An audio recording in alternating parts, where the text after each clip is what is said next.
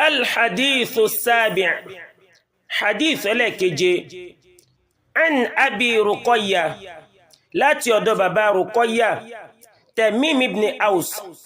أونني تميم أما أوس الداري تسجى الداري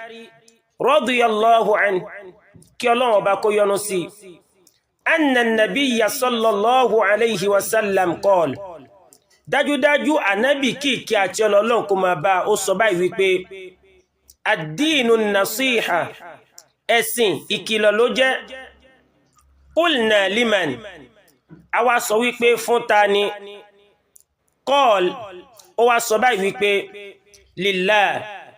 ìnígbàgbọ́ nínú Ọlọ́run ọba ohun ìkìlọ̀ ló jẹ́ wali kitabihi àti tírà rẹ̀ wali rasulihi àti òjíṣẹ́ rẹ̀ wali a'immatil muslimin àti àwọn olórí àwọn mùsùlùmí wa ammatihim àti àgbáríjọ wọn rawahu muslim